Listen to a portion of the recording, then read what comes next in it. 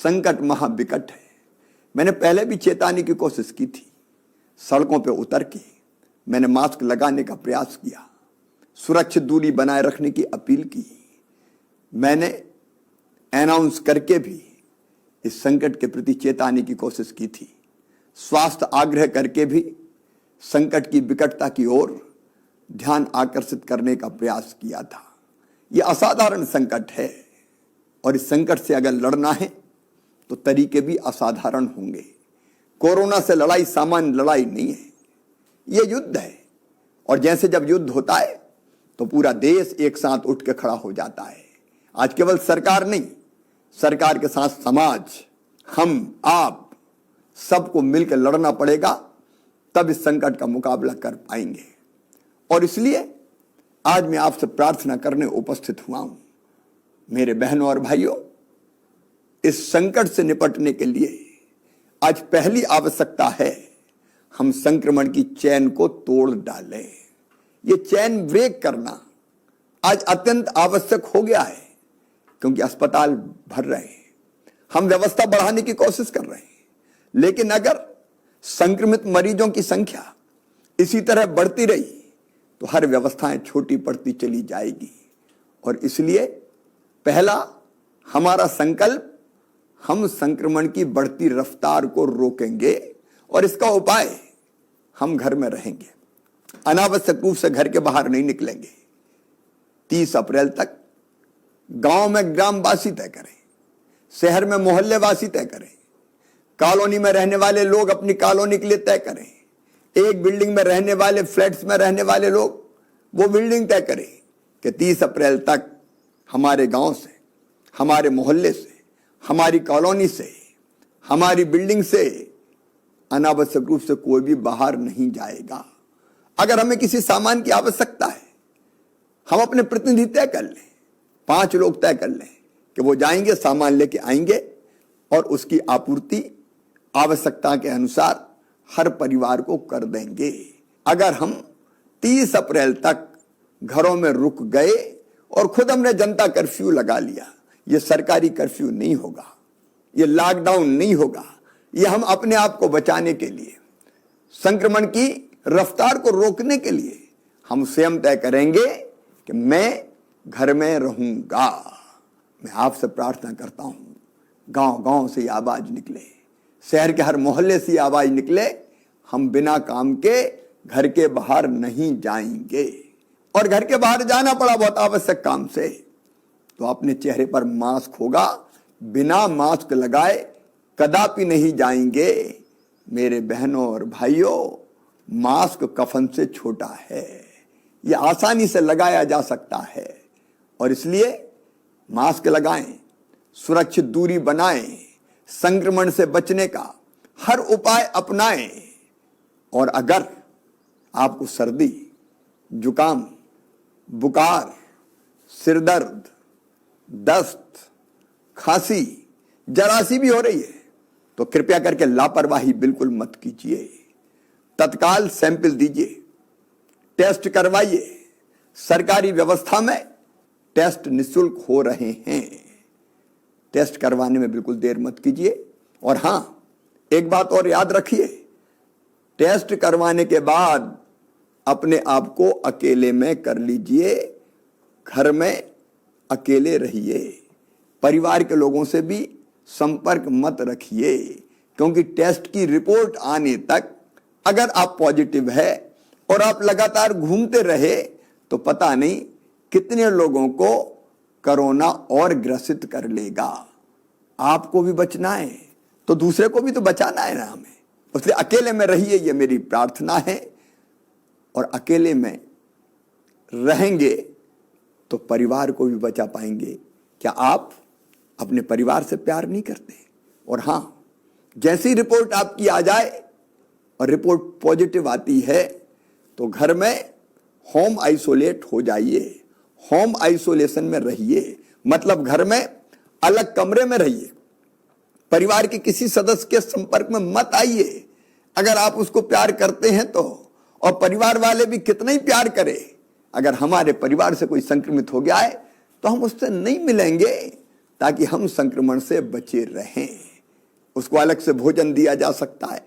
जैसे ही आप home isolate होंगे, हम ये व्यवस्था कर रहे हैं कि घर में ही आपको एक दवाई का किट पहुंचा दिया जाएगा। उस दवाई के किट में सभी आवश्यक दवाइयां रहेगी। होम आइसोलेशन में रहने वाले मरीजों को मेडिकल सलाह देने हेतु ई संजीवनी कॉल सेंटर से जोड़ा जा रहा है। हम यह सुनिश्चित कर रहे हैं कि कॉल सेंटर से टेलीमेडिसिन के माध्यम से डॉक्टर संक्रमित भाई बहन से फोन करके ये सलाह दे कि उसको क्या करना है, क्या नहीं करना है। आपके जो लक्षण है आप बताएं, डॉक्टर से सलाह प्राप्त करें। और हां, होम आइसोलेशन में दवाओं का किट आपको निःशुल्क पहुंचाया जाएगा। निःशुल्क पहुंचाया जाएगा। आप डॉक्टर द्वारा बताई हुई सारी सावधानियां रखें। जो दवाएं दी गई है उन दवाओं का सेवन करें। मेरा विश्वास है कि घर पर ही आप पूर्णतः स्वस्थ हो जाएंगे। और हां, यदि घर में रहने के लिए अलग स्थान नहीं है तो भी चिंता मत कीजिए। बाकी परिवार को बचाना है तो आप कोविड केयर सेंटर में आ जाइए। 110 कोविड केयर सेंटर पूरे प्रदेश में प्रारंभ कर दिए गए। हर जिले में कोविड केयर सेंटर है। जरूरत पड़ेगी तो हम और बनाएंगे ताकि आपको कोविड केयर सेंटर में रखा जाए। कोविड केयर सेंटर में डॉक्टर आपकी देखभाल करेंगे, स्वास्थ्य विभाग का अमला रहेगा, भोजन चाय नाश्ते की व्यवस्था की जाएगी और आप स्वस्थ हो जाएं, इसका पूरा प्रयास किया जाएगा। इसलिए घर में जगह नहीं है तो बिल्कुल संकोच मत कीजिए, कोविड केयर सेंटर में आइए। इसके बाद भी कोई समस्या पैदा होती है तो चिंता करने की जरूरत नहीं है, वहां से अस्पताल भेजने की व्यवस्था भी की जाएगी। लेकिन अगर इतना ध्यान आप रखेंगे तो अस्पताल जाने की नौबत नहीं आएगी। क्या आप इतना सहयोग नहीं करेंगे कि लक्षण आते ही आप टेस्ट करवा लें, इलाज कर लें, ताकि अस्पताल में भेजने की नौबत ही ना आए। अस्पताल में मेरे बहनों और भाइयों, बिस्तरों की संख्या हम लगातार बढ़ाने का प्रयास कर रहे हैं। सरकारी अस्पतालों में भी बिस्तर की संख्या लगातार बढ़ाई जा रही है। 1 अप्रैल को जहां हमारे पास कुल 21,159 बिस्तर उपलब्ध थे, आज उनकी संख्या बढ़ के 40,784 हो गई है। 30 अप्रैल तक इन बिस्तरों की संख्या बढ़ा के हम 50,000 तक पहुंचा देंगे। सरकारी अस्पतालों में बिस्तर की संख्या बढ़ रही है, प्राइवेट अस्पताल भी बिस्तरों की संख्या बढ़ा रहे हैं। हम प्राइवेट अस्पतालों को भी सरकारी भवन दे रहे हैं कि आप आइए, अपना अस्पताल प्रारंभ कीजिए। हर तरह की व्यवस्था में सरकार सहयोग दे रही है। और केवल प्राइवेट सेक्टर नहीं, अब तो स्वयंसेवी संस्थाएं भी अस्पताल बनाने आगे आ रही है। मैंने कहा कि संकट ऐसा है जिसमें सबको मिलकर लड़ना पड़ेगा। राधा स्वामी सत्संग व्यास इंदौर में अस्पताल तैयार कर रही है। हमारी लगातार कोशिश होगी हम बिस्तरों की कमी आपको ना आने दें। लेकिन संसाधनों की एक सीमा भी तो है। बीच में ऑक्सीजन की किल्लत पैदा हुई, चारों तरफ ऑक्सीजन की कमी के कारण एक विकट संकट हमारे सामने पैदा हो गया। क्योंकि अप्रत्याशित संख्या है मरीजों की, किसी ने कल्पना नहीं की थी कि ऑक्सीजन की इतनी आवश्यकता पड़ेगी। लेकिन प्रधानमंत्री जी से मैंने आग्रह किया, गृह मंत्री भारत सरकार से बात की, उद्योग मंत्री से बात की, स्वास्थ्य मंत्री से बात की, और आज मैं आपको आश्वस्त कर रहा हूं, अब ऑक्सीजन की आपूर्ति लगभग सामान्य होती चली जा रही है। 8 अप्रैल को ऑक्सीजन की आपूर्ति 130 मीट्रिक टन थी, जो 12 अप्रैल को बढ़ के 267 मीट्रिक टन हो गई। 17 अप्रैल को बढ़ के 390 मीट्रिक टन हो गई। और आगे बढ़ते हुए ऑक्सीजन की आवश्यकता को देखते हुए मैं प्रधानमंत्री जी को धन्यवाद देना चाहूंगा। 20 अप्रैल तक 445 मीट्रिक टन ऑक्सीजन हमें प्राप्त होगी, 25 अप्रैल तक 565 मीट्रिक टन और 30 अप्रैल तक 700 मीट्रिक टन ऑक्सीजन हमको प्राप्त होगी। हम ऑक्सीजन बनाने के संयंत्र लगाते चले जा रहे हैं। छोटे छोटे संयंत्र जो स्थानीय स्तर पर उत्पादन करें, उसकी कोशिश भी लगातार जारी है। ऑक्सीजन कंसंट्रेटर खरीद के हम एक पेशेंट को अगर सामान्य ऑक्सीजन की जरूरत है तो हम वो भी ऐसे पेशेंट्स को अस्पताल में प्रदान करेंगे ताकि उसकी आवश्यकता पूरी हो जाए। हर संभव प्रयास हम करेंगे। इसके साथ साथ एक और दिक्कत हमारे सामने आई और वो थी रेमडेसिविर इंजेक्शन की। मेरे बहन और भाइयों, इंजेक्शन की मांग बढ़ती चली गई। मध्य प्रदेश में इंजेक्शन बनता नहीं है, उत्पादित नहीं होता, हमको बाहर से मंगाना पड़ता है। पूरे देश में इंजेक्शन की कमी के कारण चारों तरफ चिंता व्याप्त हो गई। हमने लगातार कोशिश की कि कैसे हम इस इंजेक्शन की आपूर्ति को सुचारू कर पाएं। मैं लगातार बात कर रहा हूं, भारत सरकार से बात कर रहा हूं, स्वास्थ्य मंत्री से बात कर रहा हूं, प्राइवेट कंपनियों से बात कर रहा हूं और बात करके हम आपूर्ति लगातार करते चले जा रहे हैं। हाँ, जितनी आवश्यकता है उससे अभी जो आपूर्ति है वो कम है, लेकिन हमारे प्रयासों में कोई कमी नहीं है। हमने प्राइवेट स्टॉकिस्ट को भी ये इंजेक्शन मिल जाए उसके लिए भी ऑर्डर दिलवाए हैं, ऑर्डर दिए हैं। सरकारी सेक्टर में भी हमारे पास इंजेक्शन आ जाए इसलिए प्राइवेट कंपनियों को ऑर्डर दिए हैं। अलग अलग दिन लगातार इंजेक्शंस आ रहे हैं। भरपूर कोशिश हमारी रहेगी कि इन इंजेक्शंस की भी कमी ना रहे, बाकी दवाइयों की कोई कमी ना हो। इसके प्रयास हम निरंतर कर रहे हैं, लगातार कर रहे हैं। लेकिन मेरे बहनों और भाइयों, मैं फिर कहना चाहता हूं, इस संकट से निपटने के लिए हम सबको एकजुट होना पड़ेगा। हम परिश्रम की पराकाष्ठा करेंगे, प्रयत्नों की परिसीमा करेंगे, कसर कोई नहीं छोड़ेंगे। लेकिन मैं सबसे अपील करता हूं, सभी राजनीतिक दलों के नेताओं से अपील करता हूं, मतभेद के और कई विषय हो सकते हैं, लेकिन संकट की घड़ी में मिलकर एक हो जाएं। धार्मिक संस्थाएं, सामाजिक संगठन, स्वयंसेवी संस्थाएं सब मिलकर आगे बढ़े, आगे आए। मुझे खुशी है कि कोरोना वॉलंटियर्स निकल के सामने आए हैं, जिनने अपने आप को रजिस्टर करवाया है कि हम इस संकट की घड़ी में प्रशासन और सरकार के साथ खड़े रहेंगे।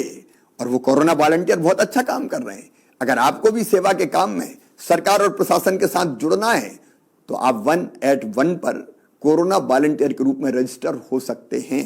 आपको हेल्प डेस्क पर काम दिया जा सकता है, जागरूकता पैदा करने के लिए काम दिया जा सकता है, मोहल्लों में जनता की सेवा करने का काम दिया जा सकता है। हम में से हर एक को किसी न किसी भूमिका का निर्वाह निश्चित तौर पर करना है। मुझे पूरा विश्वास है कि संकट बड़ा है, संकट गहरा है, लेकिन हमारा हौसला उससे भी बड़ा है। हम कोई कसर नहीं छोड़ेंगे और मुझे पूरा विश्वास है कि संकट आया है, लेकिन मिलके एकजुट होके अगर हम लड़ेंगे तो इस संकट को हम पराजित करेंगे। इस संकट के दौरान हमारी कोशिश ये रही है कि गरीब की रोजी रोटी चलती रहे, उसके सामने रोजगार का संकट यथासंभव पैदा ना हो, और अगर वो पैदा भी होगा तो चिंता ना करे, सरकार कोई ना कोई व्यवस्था जरूर करेगी, जिसके बारे में मैं फिर अलग से चर्चा करूंगा। आज मैं फिर एक बार अपने सभी बहनों और भाइयों से प्रार्थना करता हूं कि संकट की घड़ी में हम सब आगे आए, संक्रमण की चैन तोड़ें, खुद जनता कर्फ्यू लगाएं और संक्रमित अगर हो जाते हैं तो तुरंत इलाज शुरू करें ताकि अस्पताल जाने की नौबत ही ना आए। मुझे विश्वास है कि हम सबके प्रयासों से ये रैन अंधेरी बीतेगी, ऊषा जय मुकुट चढ़ाएगी, पतवार चलाते जाएंगे, मंजिल आएगी आएगी। संक्रमण का अंधेरा हम आशा और विश्वास के प्रकाश से दूर करेंगे। मैं मीडिया के मित्रों से भी निवेदन करता हूं, सकारात्मकता का माहौल बनाएं। हम जानते हैं कि जहां एक तरफ संक्रमित भाई और बहन आ रहे हैं, अगर 3-4 दिनों से लगातार 11 से लेकर 12,000 के बीच में पॉजिटिव केसेस सामने आ रहे हैं तो 6-7 हजार रोज स्वस्थ होकर घर भी जा रहे हैं। और इसलिए आशा और विश्वास का सवेरा निश्चित तौर पर आएगा। मैं भगवान से भी प्रार्थना करता हूं, असदोमा सदगमय, तमसोमा ज्योतिर्गमय, मृत्योर्मा अमृतम गमय। हमें असत से सत की ओर, अंधकार से प्रकाश की ओर और मृत्यु से अमृत की ओर ले चलो। मुझे पूरा विश्वास है कोरोना हारेगा, हम जीते। सिद्धार्थ है, शायद अब परिचय की जरूरत नहीं है क्योंकि आप हमारे वीडियोस को काफ़ी पसंद कर रहे हैं। लेकिन आज एक सूचना थी जो आपको देनी थी। सूचना ये थी कि YouTube के और आप सभी के सहयोग से अब हमारे चैनल पर आपको एक बटन और देखने मिलेगा। पहले आपको सब्सक्राइब का बटन देखने मिलता था, अब उसके साथ आपको सब्सक्राइब के बिल्कुल बाजू में ज्वाइन लिखा हुआ मिलेगा। जैसे ही आप ज्वाइन पे क्लिक करेंगे तो आपको मेंबरशिप के ऑप्शन आएंगे। मेंबरशिप है सिल्वर, गोल्ड और प्लैटिनम। आप जो भी मेंबरशिप लेना चाहें आप ले सकते हैं। आपकी मेंबरशिप लेने से हमें प्रोत्साहन मिलेगा, मोटिवेशन मिलेगा और जिसके बाद हम आपको और भी बहुत कुछ दिखाना चाहेंगे जो हम लोग प्लानिंग्स कर रहे हैं। हमारी पूरी टीम प्लानिंग कर रही है। हो सकता है आपको आगे जर्नलिज्म से जुड़े हुए वीडियो, न्यूज़ एंकरिंग और ये काफ़ी कुछ मिलेगा। शॉर्ट फिल्म्स मिलेंगी आपको हमारे चैनल पर। तो अगर आप हमें ज्वाइन करेंगे, अगर आप मेंबरशिप लेंगे तो हमें काफ़ी सहयोग होगा। दोस्तों, अगर हमारे वीडियो आपको पसंद आ रहे हैं तो लाइक, शेयर और सब्सक्राइब ज़रूर करें। अगर आप हमें फेसबुक पे देखते हैं तो फेसबुक पे शेयर ज़रूर करें। नमस्कार।